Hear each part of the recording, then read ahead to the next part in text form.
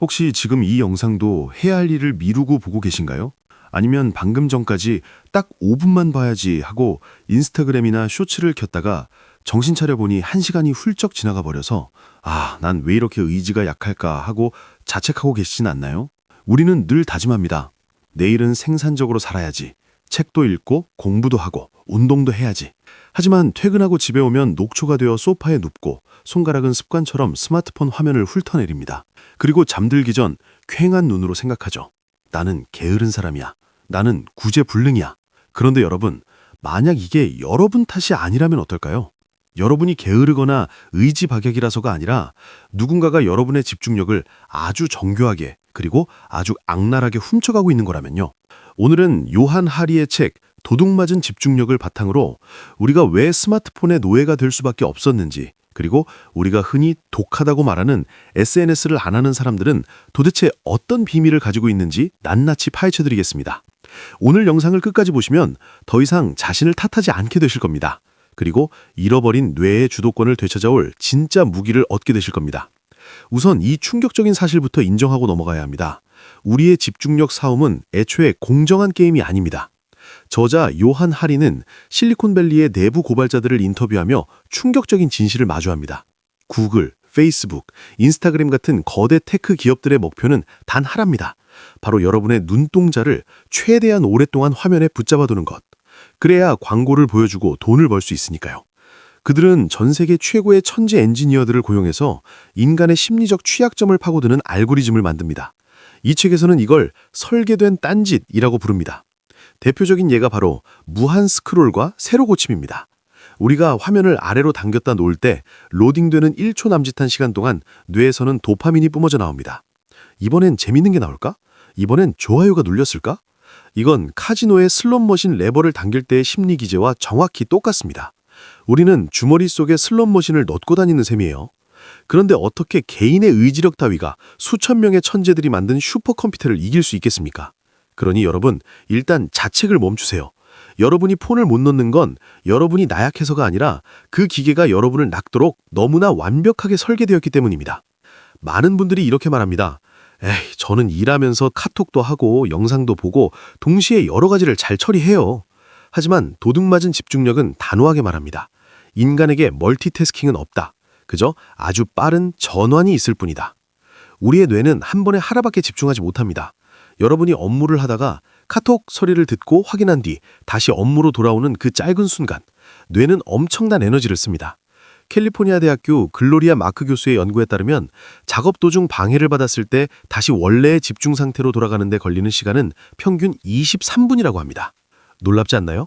잠깐 30초 SNS 확인했을 뿐인데 우리 뇌가 다시 예열되는 데는 23분이 걸리는 겁니다.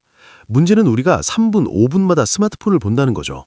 결국 현대인의 뇌는 하루 종일 집중 상태에 도달하지 못하고 얕은 주의력 상태인 만성적 산만함 속에서 허우적거리는 겁니다. 주변에 SNS를 안 하는 사람들을 떠올려 보세요. 그들이 왜 그렇게 여유롭고 일 처리가 빠르고 자존감이 높아 보일까요? 그들은 똑똑해서가 아닙니다. 이 전환 비용을 지불하지 않기 때문입니다. 그들은 한 번에 하나만 합니다. 밥 먹을 땐 밥만 먹고, 걸을 땐 걷기만 하고, 대화할 땐 상대방의 눈만 봅니다. 그 단순함이 바로 그들의 뇌를 지치지 않게 만드는 비결인 것이죠. 이 책에서 요한 하리가 지적하는 또 다른 도둑맞은 것은 바로 심심함입니다. 예전엔 버스를 기다리거나 엘리베이터를 탈 때 그냥 멍하니 있었습니다. 그때 우리 뇌는 디폴트 모드 네트워크를 가동하며 정보를 정리하고 창의적인 생각을 떠올렸죠. 하지만 지금은 어떤가요? 1초라도 심심하면 바로 폰을 켭니다. 엘리베이터 거울을 보는 시간조차 아까워서 쇼폼을 넘기죠. 뇌가 휴식하고 정보를 소화할 시간을 주지 않고 끊임없이 새로운 정보 쓰레기를 집어넣는 꼴입니다. 창의성은 집중에서 나오는 게 아니라 집중과 집중 사이의 여백에서 나옵니다. 샤워할 때나 산책할 때 갑자기 좋은 아이디어가 떠오르는 경험 다들 있으시죠?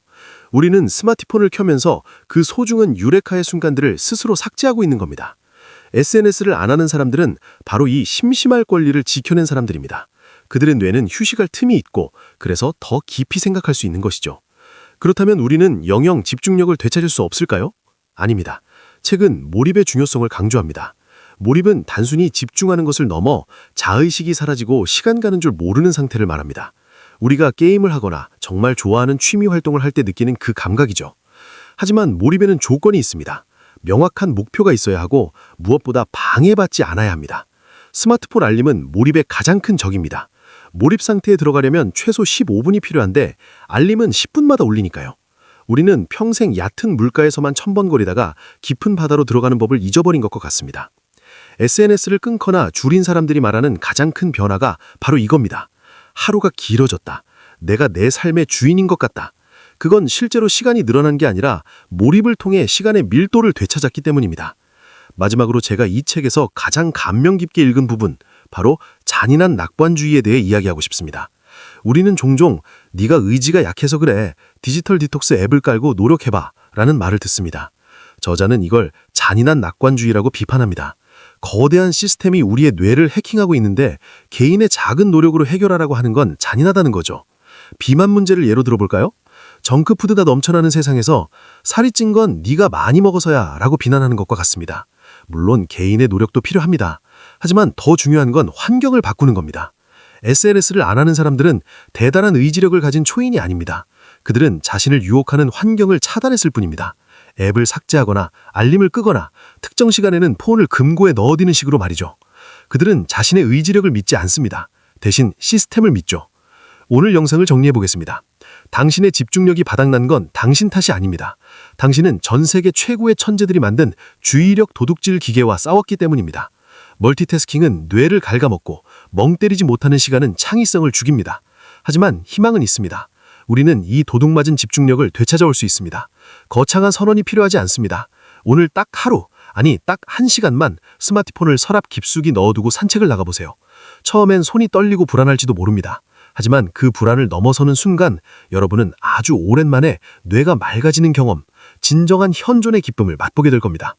주변에 SNS를 안 하는 친구가 있다면 그들을 이상하게 보지 말고 한번 관찰해보세요. 그들의 여유는 스마트폰을 내려놓은 그 빈손에서 나옵니다. 여러분의 빈손에는 지금 무엇이 들려있나요? 오늘 이야기가 도움이 되셨다면 좋아요와 구독 부탁드립니다. 감사합니다.